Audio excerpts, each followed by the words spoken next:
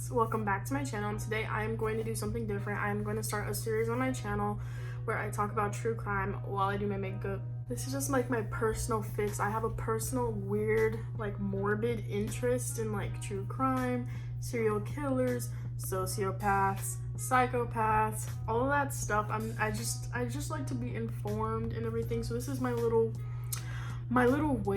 outlet of keeping busy and being educational during this quarantine. So today I'm going to talk about John Wayne Gacy, also known as Pogo the Clown or the Killer Clown. So we are going to discuss him today while I do my makeup. If you are curious about any of the products that I'm using, they're all going to be listed down below.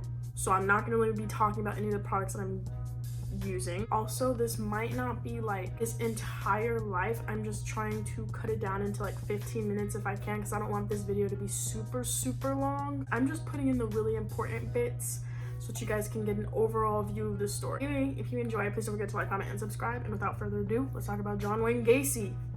Crazy ass mofo. John Wayne Gacy was born March 1942 in Chicago, Illinois. He was known to be super close to his mother and his siblings, but he had a really bad relationship with his father. His father was very abusive. It's known for like serial killers and like famous psychopaths and sociopaths to have very poor or very abusive relationships in their family or in their early childhood life. So it's a given fact that John Wayne Gacy was also abused as a child. His father would often beat not only him but his siblings and his mother. Most of the time it would be for little trivial reasons. Like, he was a kid, of course he was going to sometimes cause a little bit of trouble. So his father just had a very short temper, especially with him. There's one encounter where he had stolen a car toy from a store, and his mom ended up finding out about it, and his mom told him to go return the toy and to apologize to the toy store owners. Basically, his dad found about it, and from there it was all bad. Every last part of it. He was beaten with a strap with a razor attached to it. It ended up getting so bad that at a point in time, him and his siblings learned to just become immune to the beatings of their father. He just wouldn't cry, he wouldn't object, he would just take his beatings and go about his day. To make matters worse, during his adolescent and prepubescent years, Gacy was really alienated. First of all, he had a heart condition which prevented him from being able to be active really. He wasn't really allowed to play any sports or do any physical activity. Because of that, he was overweight, which also caused him to feel alienated and like he didn't have many friends. But also, he realized that he did not like women, and in fact, he liked men, which was just even more sad because his father most of the time would call him a sissy and would say things like, I bet when you grow up or in the long run you're going to become a queer. To make matters worse, he was also molested by a family friend who would sometimes just pick him up and say that he was going to take Gacy on a car ride. So yeah, he was being abused by his father, he was being molested by a family friend that was around often. He had pretty much no friends because of his heart condition, because of his homosexuality, because of him just being overweight and an outcast. So he wasn't doing well in school because he had a lot of health issues, and sometimes those health issues would render him to be hospitalized, and he would be in the hospital for months on end. I think he was in the hospital for like 12 months on and off because of this medical issue that would sometimes cause seizures. His father literally would tell him like that he was just acting and he was just playing into this health condition thing to get sympathy, and that it wasn't real and that nothing was really wrong with him. So that just further permanently damaged him. Things started to get really scary when he started to grow up and, you know, move out. He decided to get up, pack his bags, and move to Las Vegas, where he became a mortician. He was not a mortician specifically, but he was in a mortuary, which is just a place where they hold dead bodies. This was very bad for John Wayne Gacy, a well-known serial killer. He experienced a lot of interest in these dead bodies. So one day when he was alone in the mortuary, he came across a body of a young boy who was known to be around 16 years old. I'm probably not going to say many names just because I don't want to get sued or I don't want to get in trouble. So I'm not going to really be giving specific names for really anybody except for John Wayne Gacy. I haven't said like any other name besides that, I don't think. So he sees this dead body. He starts caressing it and stroking it, and he felt like a shock in his body. Like he got like a thrill of adrenaline, or like an adrenaline rush from being in contact with this dead body. That pretty much freaked him out. So he called mom up. He said, yo, this adult life ain't for me. Can I come back home? Will dad be okay if I come back home? His dad gave him the okay to come back home. So he went back home to Chicago, and shit still hit the fan. He ended up finding a wife, although he was homosexual. With this wife, he had 2 children, and he was also given a house because this wife ended up having a well-set family, so they were given a house to raise their family in. I guess I should like kind of backtrack more on like his life before he was married. So for his careers, he was a mortician for a while. He also got into the ambulance service and he found work in that. My educated guess is that because he didn't really have much social interaction in his teenage/adolescent years, he wanted to compensate for that in his adult life. So he got active. He became someone who was known as well liked by his community. He organized a lot of gatherings and was like active in political organizations. This is where a lot of the crazy shit comes in. He even joined a club for clowns, a club for entertainment clowns, where he was an entertainer for children's parties, children's hospitals, charity events, fundraisers, all that fun stuff, where he dressed as a clown. He did the clown makeup, he acted like a clown, performed magic tricks, all of that junk. This is where he gets the notorious name Killer Clown, aka Pogo the Clown, etc., etc. He was first accused of sexually assaulting a 16-year-old boy. He was convicted for sodomy, sentenced to 10 years in prison. Once his wife found out about that, she said, oh hell no, this ain't the move. When she found out that her husband was convicted of sodomy, she filed for a divorce immediately. She also wanted full custody over the 2 children, as well as she wanted to own the house and the property because it was her father's property. She took the property, she took the house, she took the kids. She said bye, fuck you to the husband, and lived her own life without any attachments to John Wayne Gacy. Due to good behavior, which he got busy up in prison. He was a full-time cook. After 18 months in prison, he was released. Now, though, he had no wife and no family. His kids pretty much didn't want anything to do with him. He had no contact with the children whatsoever and no contact with his wife. Somewhere along the way, he ended up finding a second wife, but I don't really have much information on her, but he was married again and then he got divorced again. He ended up starting his own business. He ended up becoming a contractor. So pretty much that means like he was into like buildings and stuff. Now we get along the lines of his first ever actual murder. John Wayne Gacy was known to find most of his victims from the Greyhound bus station. Sometimes he would just find them on the streets and he would lure him into the car that way. Most of the time it was from the Greyhound bus stations. So for his first murder, he said that he was driving from a family party and he decided to drive to a civic center to go and see a display of like ice sculptures. This is where he ran into this boy by the name of Timothy. I will not disclose the last name, just out of respect of the victim and stuff. Basically ended up luring Timothy into his car. Timothy was a 16-year-old boy. He said, hey, we're gonna go sightseeing around Chicago. So him and Timothy went sightseeing around Chicago for a while. Little John Wayne Gacy said, I like you, Timothy. I want you to come over. I want you to sleep over. Don't worry about it though. I will be able to drop you off back to the bus station tomorrow morning in time for your bus, so you don't miss your bus. Everything will be all good and dandy. Like, you should just come on over and spend the night. Therefore, him and John Wayne Gacy went over to his house and Timothy ended up spending the night.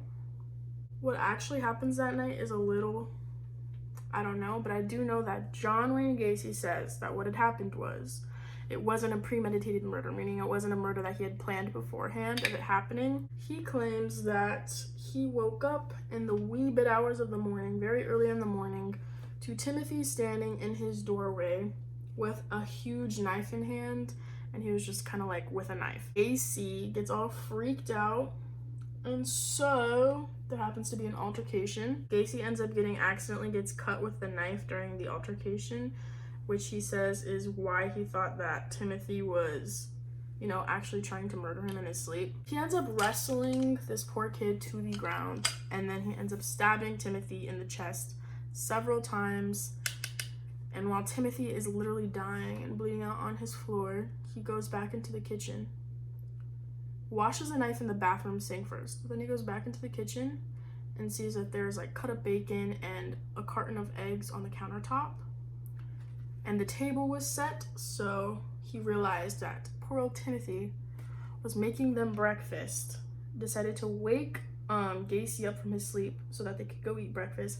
Gacy freaked out that he had literally just killed Timothy. He decided to dispose of Timothy's body in the crawl space of his home. If you don't know what a crawl space is, it's basically like kind of like a basement, but instead of like a staircase leading to like an underground room, it would just lead to literally underground.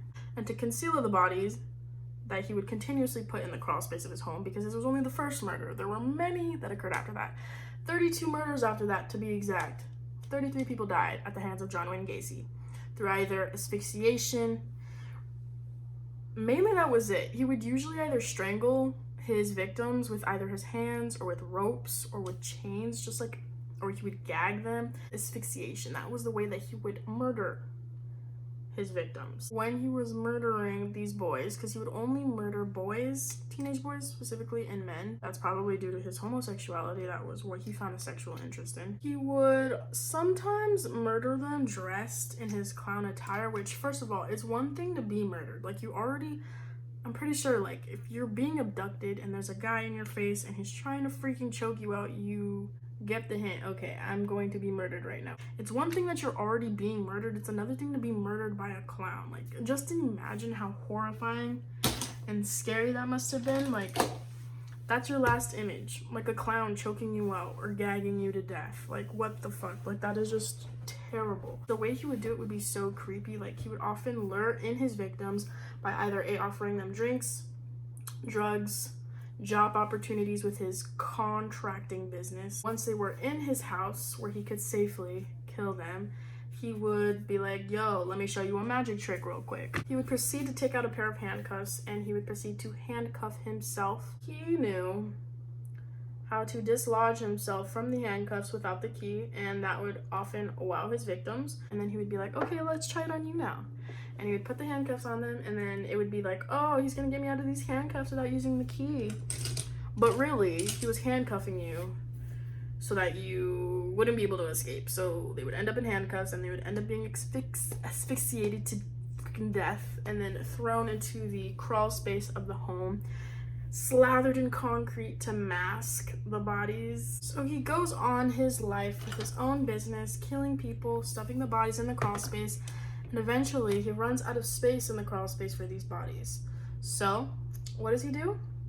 He decides to drop the bodies in a river close to his home. I forgot what this river was called. I'll put it up on the screen. But one day he decided to kill a boy. Obviously these families, if their sons or their families aren't coming home, they're going to start to get worried. So there was a boy that was taken by John, obviously murdered. His mother was very worried about him, because the last time she had saw him, his last words to her were, oh, I'm going to this guy's house for some job opportunity. His mom said, okay, bye, have fun, go on your merry way, be safe, you know. Anyway, he ended up not coming home, so this mother filed a missing persons police report. Because the mother knew that her son was going to go see this contractor, investigators knew to go question John Gacy and be like, yo, where's this kid at? He's missing.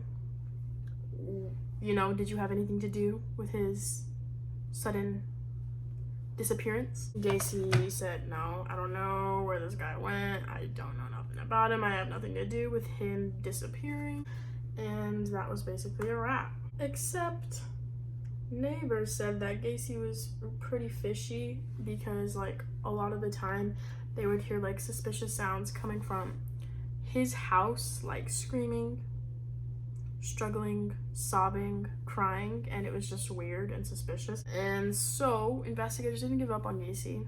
Also, Gacy was pretty much their only lead. So they did a background check on John Wayne Gacy and found out that he was convicted for sodomizing a young boy. So they didn't let Gacy off the hook. They were very suspicious of him. Investigators had constant security around him, watching him 24/7. He often joked around with the deputies that were watching him and called them his bodyguards, and he oftentimes invited them inside his house, offered them dinner, sat them down at dinner, etc., etc., while the other detectives worked to get a search warrant. Inviting in the deputies whose job is to literally watch you and make sure you're not murdering anybody or that you're not involved or engaged in suspicious activity, inviting those two deputies into your home were right underneath them and around them, all around them, were just your dead bodies. Wasn't a smart idea. It was very cocky, very not a smart idea. One time when he was sitting at a restaurant with both of the deputies, they were talking and he was like, I didn't do this murder, da da da da da. And then in the same sentence, he would just make little innuendos, like little snarky, sly innuendos, and he ended up saying, and I quote, clowns can get away with murder. Long story short, after a lot of the watchful eyes of the detectives, Gacy started to get really just tired. He was exhausted. He just hated the 24-hour surveillance and he couldn't do it anymore. He ended up confessing and said, hey, the boy that you guys are looking for, he's dead. He's in the river. The search warrant was issued, so they were able to search his home, and it said that 5 minutes in from searching the crawl space, they found a lot of gross, mushy human flesh that Gacy tried to conceal with water, and the arm bone of someone's body. While this was happening, Gacy was on the run. He was basically accepting his fate. He was going to get arrested and be locked in prison forever. He ended up making a couple of pit stops. He decides to go and say his goodbyes to the couple of people he cares about. To wrap this up and to make a long story a little more short, ends up getting executed by lethal injection. But before all of that, he was pretty much on and off. He convinced to all of the murders. Obviously he didn't remember some of the names, so some of the bodies were actually left unidentified, which is just the saddest part to me. All those families with no closure of their loved ones who lost a son, lost a husband. There was a lot of on and off of, oh, let me admit to all of my murders, and then he would go back and be like, I didn't do it, I'm innocent. And there you have it. That was the story of John Wayne Gacy. It's kind of sad, honestly. I feel like a lot of these stories start off with an abusive childhood where they have some or a lot of traumatic experiences, and they just end with a lot of alienation, isolation, feelings of being unloved, and they end up killing people. Not that that's any excuse for anything that they've done, but it's just sad that so many lives needed to be taken. Obviously I feel like I was a little rusty on this. Honestly, I did the research for this a while ago, about a week ago, and I'm now just making the video, so the information is a little rusty in my brain, so it might have came out a little rusty, or the timeline might have been a little off. If you guys have any recommendations for the next true crime story that I tell, please leave them down below. I need all of the requests that I can get so I know what you guys want to see. So yeah, anyways guys, thank you so much for tuning in, and I love you, and I will see you all in my next video.